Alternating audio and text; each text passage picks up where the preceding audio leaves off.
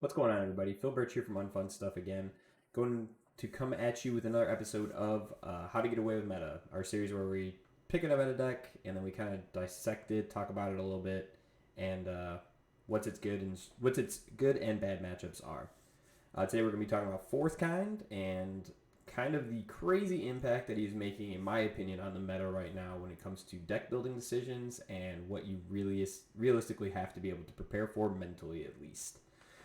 So Fourth Kind came out in the Plus Ultra Series 2 packs with Crimson Rampage. So character obviously hasn't been along for too crazy terribly long, just a couple of months right now.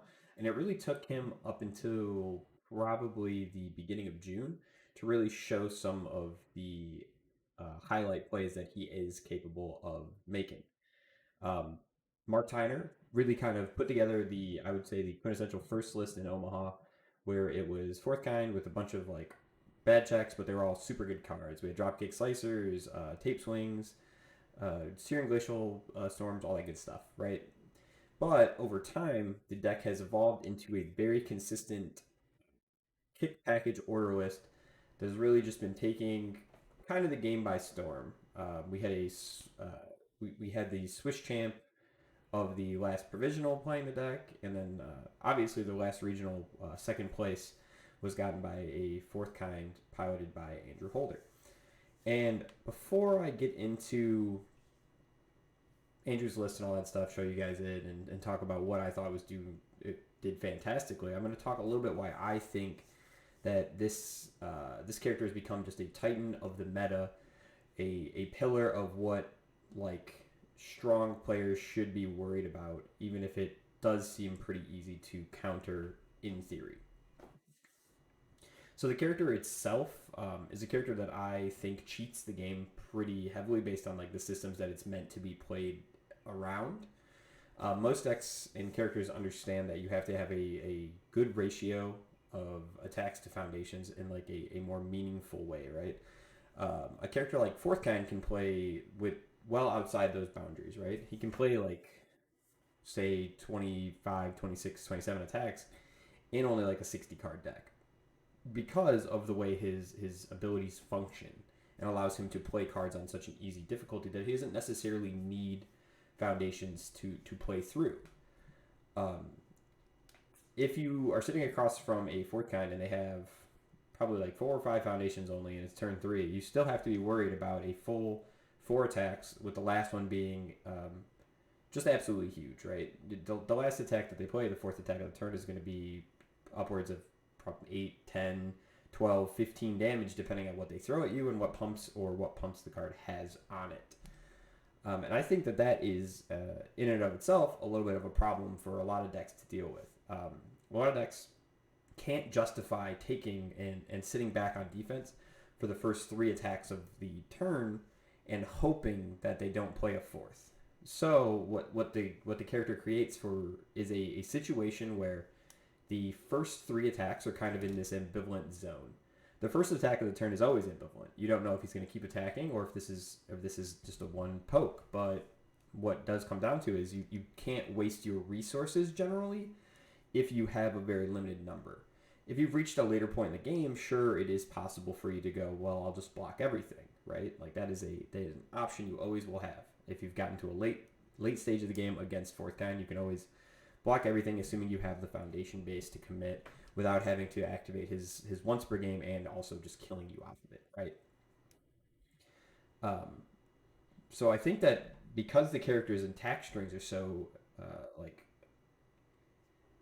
like ominous, right? Like you don't know what his intentions can possibly be for a turn. It makes dealing with it, especially in this meta, particularly difficult. Characters like Kamui Woods can justify blocking over and over and over again, right? But maybe you're playing a character like Asui or something, and you only have a couple of blocks in your hand, and you have to make sure you save a low block just in case he throws 1.3 million volts at you. So your hand is ultimately always taxed. Your hand is always taxed no matter the intention because you have to save a low block and you have to save the ability to block the foundation or the attack. You have to be able to block it. If you can't block the 1.3 million volts, you're going to lose. You're just dead.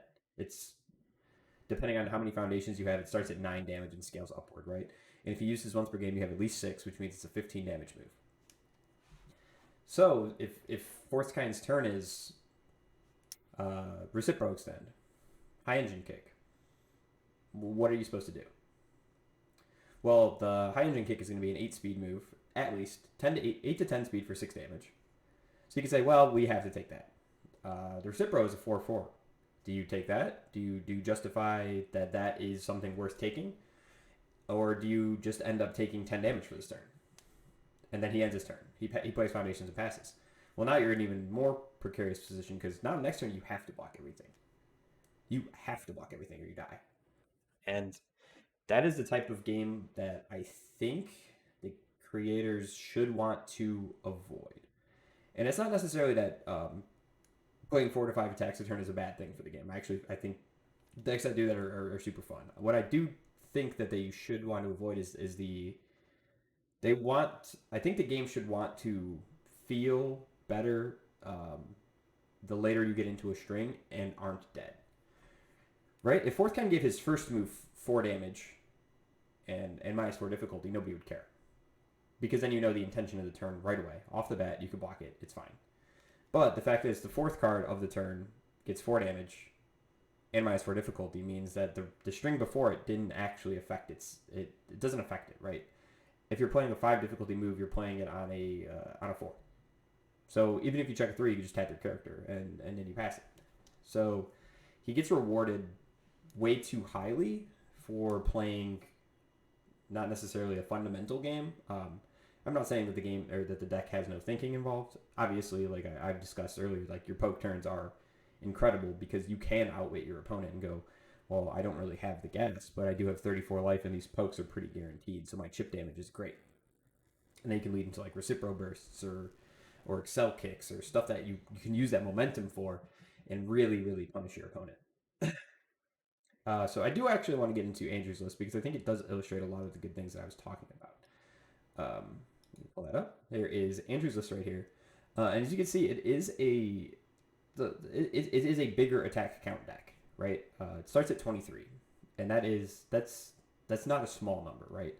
That is a large number for most characters in the game. Most characters don't really venture outside the 20 to 21 range, and that is on the high side typically, and that is only because most decks are playing around 60 cards right now. Froppy is the only other example of a character gets to go really above those numbers, and that's because of her character being able to kick cards out of the card pool at a cost. Right? The cost isn't great. I mean, it's commit your character and give you attack speed, but she has limited resources on how to do that. Orkan, on the other hand, gets to, like I said, just play out his hand, and it's fine every time. I liked Andrew's list a lot because I think it really demonstrated to me the first time that I saw people really venturing away from the bad check decks that I thought I was going to have to prepare for and venturing into a really like safe deck. Like this deck is safety 3s as basically it gets, right? You're not worried about checking bad at all. You're consistent. Your turns are super consistent. You get to like just play out your hand, and whatever you end on your fourth card is it's a bop. It doesn't matter what it is.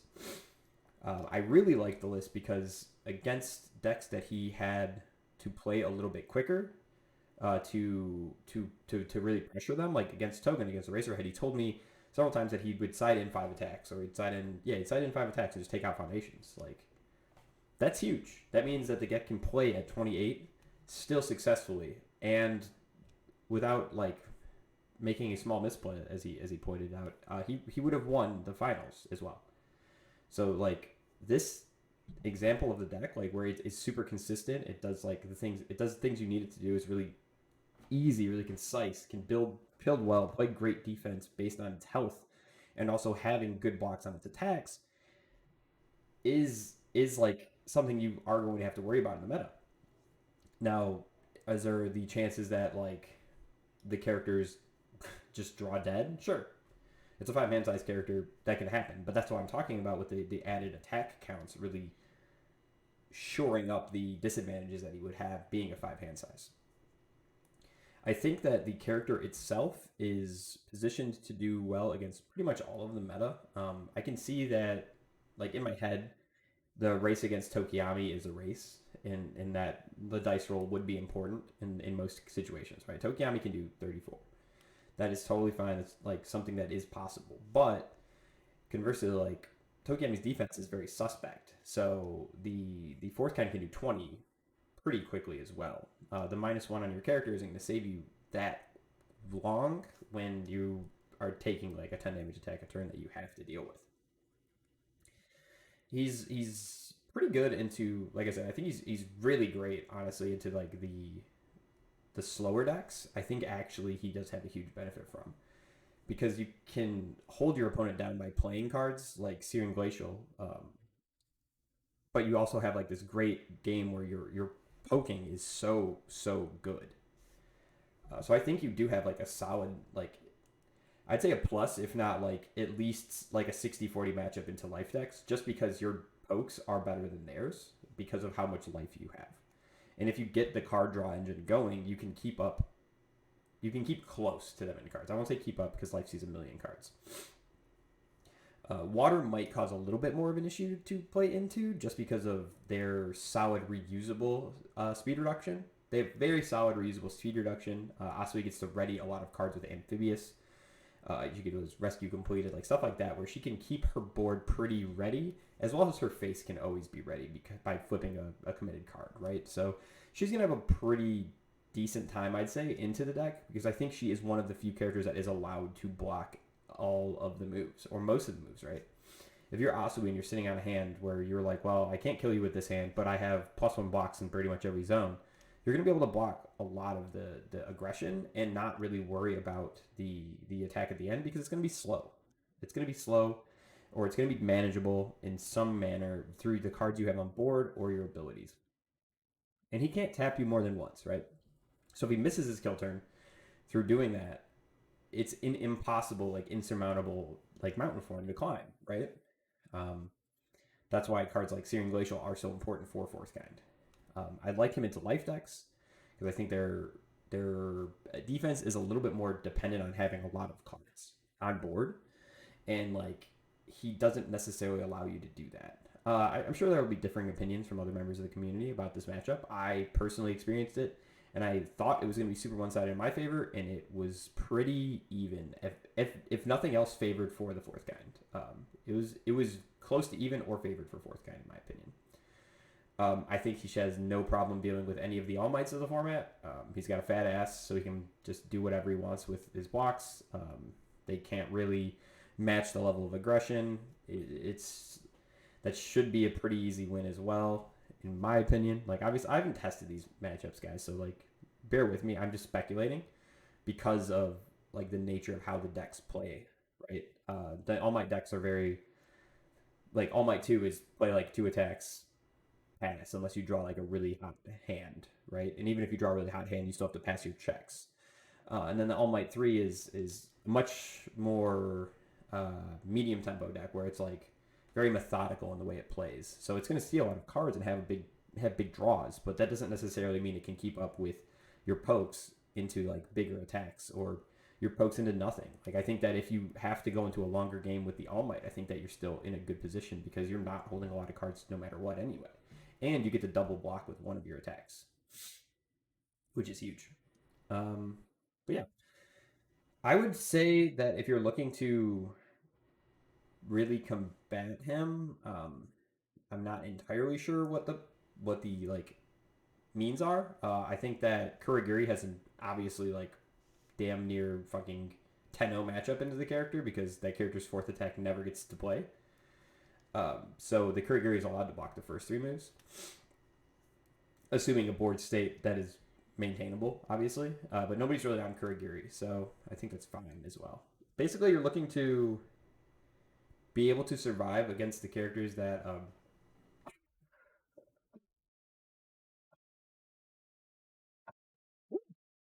Whoa, sorry. You're looking to survive as fourth kind against the characters that do have the potential to blow you out. Like Jiro can blow you out potentially. Tokiyami, another fourth kind, stuff like that can blow you out pretty handily. And the rest of the matchups, I think, are skill based on the plays that each individual player makes in those games. So overall, man, I think that the character is kind of a nuisance. I think it's awful to play against, but maybe it's because I'm playing life and I'm not playing an aggro deck where I can speed racer him. I don't enjoy him being in the meta. I think that if there was a character that I would like to see banned, I think it would be him, but not because I think he's too overpowering in the meta. I think that there should just be a real cost to doing the things that he's doing. If you want to play like a really heavy Ochako deck with attack, Ochako 3 with attacks, your character doesn't like add stats to it, right? You don't have a stun 4, you're not adding stats, you're just getting to play a lot of cards. And I think that's fine. But yeah, not necessarily in the way that fourth kind does it. Anyway, guys, that is my meta analysis. That is how to get away with meta fourth kind edition. Yeah, I think it's something great that you guys can learn from. We do have a regional coming up. I should have one more of these videos released by then, and we will probably talk about life decks, or we will talk. Let's. I don't know what we'll talk about. I'll figure it out next week. Anyways, guys, thank you so much for watching. Be sure to hit like, subscribe, comment. Please hit the notification button if you want to get updates and know when I release a video, because I have been enjoying doing this quite a bit, and I'm hoping you guys are getting pretty informed about what I am talking about. Anyways, guys, until next time, I'll see you guys later.